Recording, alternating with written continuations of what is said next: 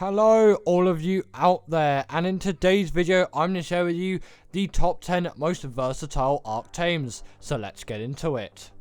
In at number 10 is the Snow Owl, and this creature has a huge variety of abilities, and actually the abilities which this creature has is absolutely insane, and it is incomparable to any other creature, and there are definitely loads and loads and loads of uses for this thing.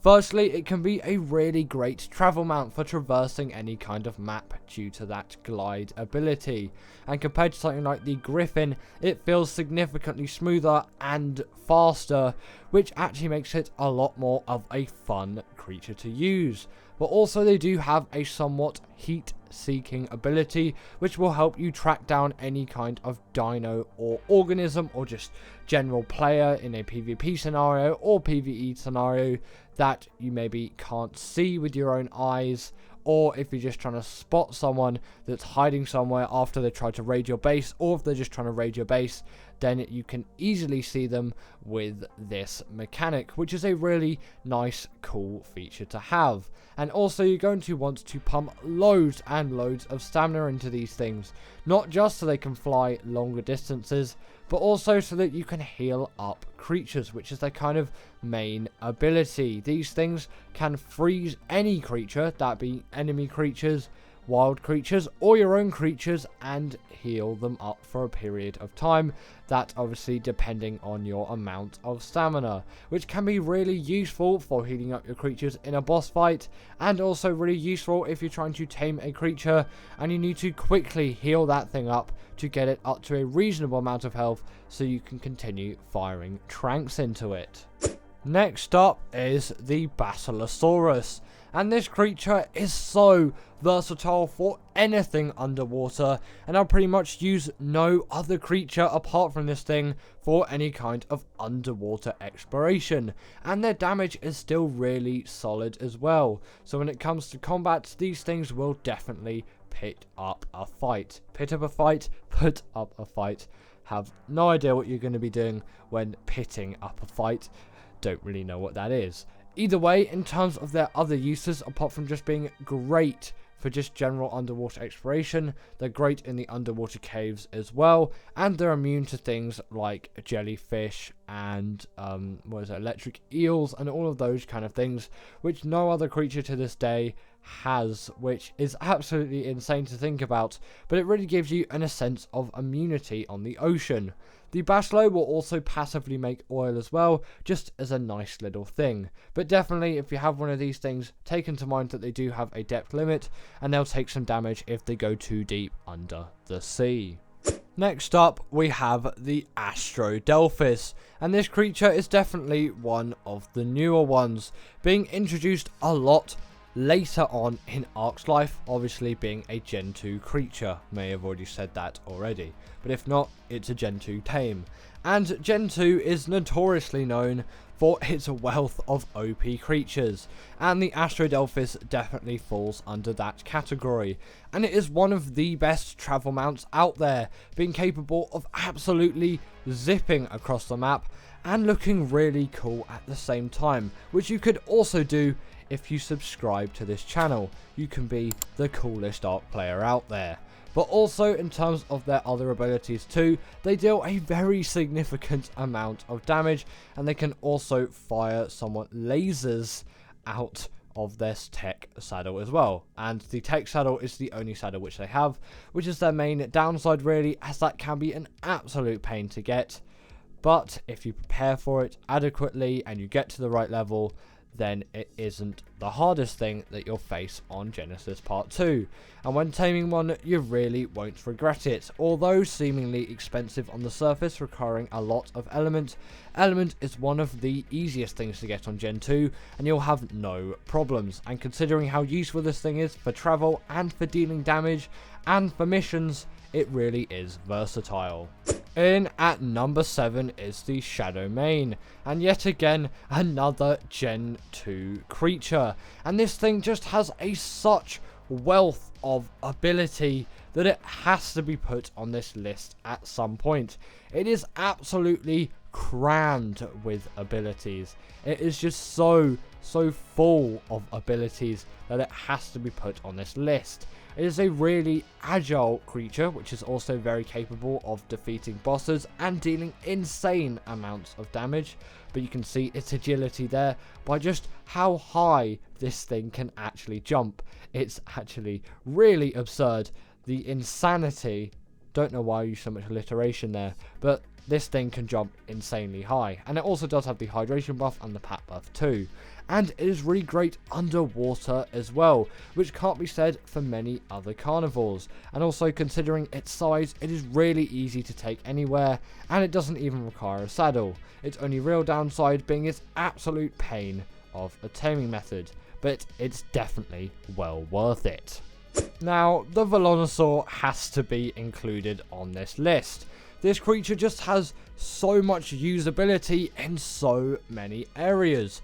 Firstly, and uncommonly, this is a very good travel mount, and considering its size, it really does make sense. It is that right size of carnivore where it is quick and reasonably agile, and it has good mobility in terms of its turning circle, and it can really get around the place, and its stamina drain is next to absolute nothing.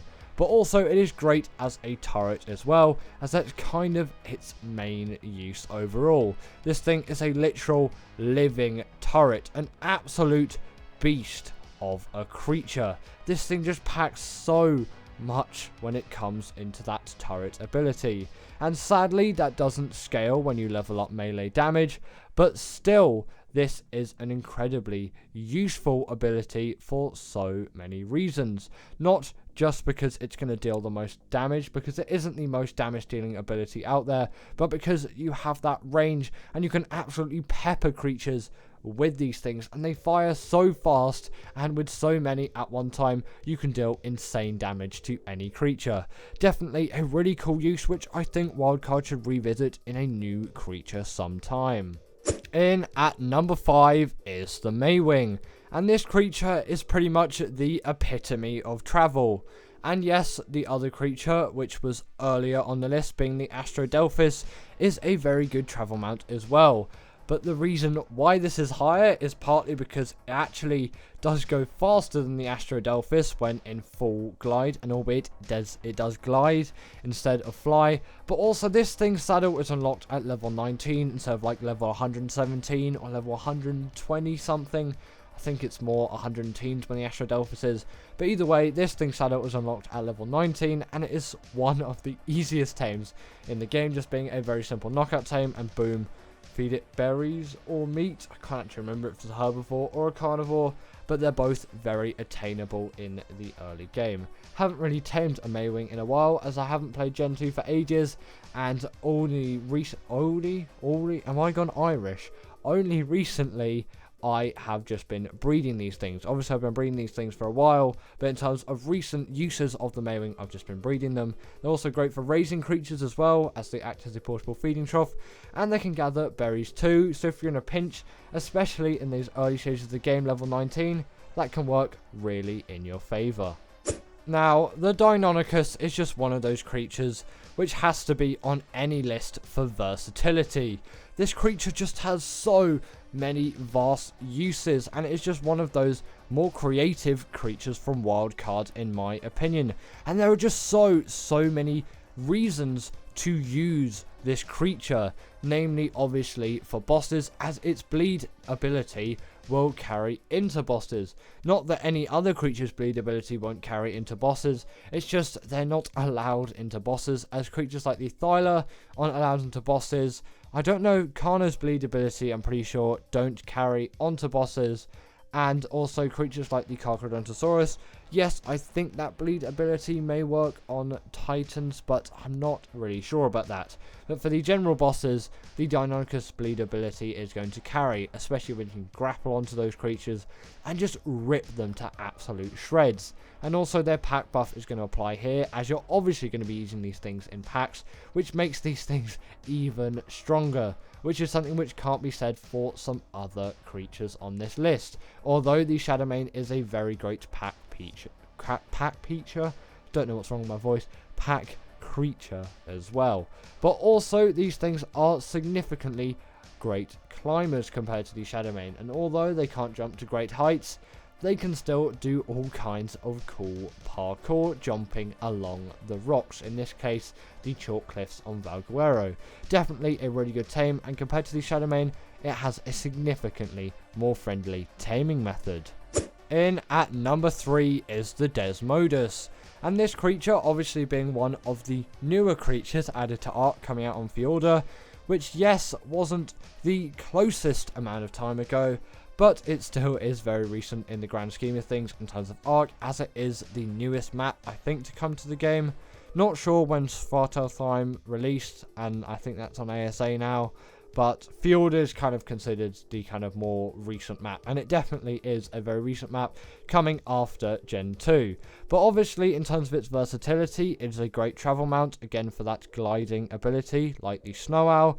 It can also make Sanguine Elixir, meaning that tames are an absolute cheese with this thing, as 30% of it is done instantly like that. They can also grapple onto walls and ceilings like the Tapejara can, although not sure if the Tapejara can grapple onto ceilings. Just make sure not to dismount when using this ability, and it can also go invisible in the night, although I never got that to work on this B-roll, as stupidly I was on extinction, and for some reason the gliding animation seemingly glitched here. In at number 2 is the RG, and the RG has to be on the list for versatility. It is one of those creatures which needs to be counted on this list, as it is just so versatile in all of its uses, namely obviously being one of the best, if not the best, creature to take up to the mountains and do some meta runs. And you can kind of put the Anki and the Dodic in this spot as well, as when paired with the RG, they are a great combination, gathering you insane amounts of metal, flint and stone, and all of those resources which a pickaxe and a hatchet are going to get you, but in even higher amounts. And this is obviously helped by the RG's weight reduction on things like metal, crystal and obsidian. But they can also pick up a wealth of creatures as well. Obviously they can pick up the Dodic and the Anki, but they can actually pick up some pretty sizable creatures.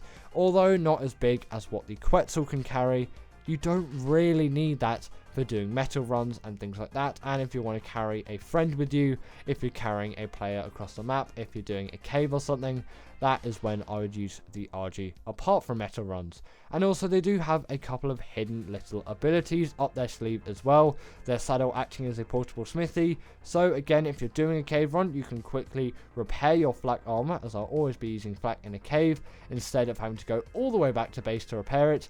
And also if they eat a dead corpse, they have a really nice, neat, quick regen ability, which can't be said for some other carnivores.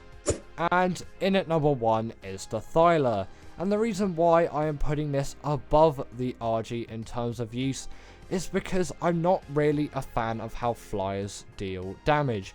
And although this isn't the best metal gathering creature out there for doing metal runs, it still is pretty decent, as its weight and stamina can keep up, and with its wealth of climbing abilities, a mountain hike isn't really that difficult to do. Although the terrain can be pretty annoying on ASA, but on ASE it is some of the easiest things that you will ever face when using the Thyla. But also, unlike the RG, which is the main reason why I'm putting this higher, it really does pack a punch in terms of damage. And it does deal that bleed ability as well, which is really essential in a carnivore. Sadly, the RG doesn't have it, but if it did, it would most definitely be in number 1, and if its turning circle was maybe a little bit better.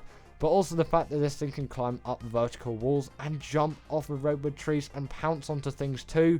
There are just so many cool uses for PvP and for PvE Ark players to use this thing for, even though I mainly think it is more leaned towards PvE players, as this thing isn't really any kind of turret tank, but it can be pretty good for scouting out a base. No idea what's wrong with my voice today. Or just general, maybe smaller raids if you just want to climb over someone's fence and then just demolish all of their creatures, as these things can easily kill something like a Rex if you've got a good level. Again, that bleed ability is going to do a wealth of damage towards them. So they really are, in my opinion, the most versatile Ark Tame out there. But anyway, that was the end of today's video, and I really hope that you all enjoyed this one. And as always, comment down below what are the most versatile Ark creatures, and I'll see you all later.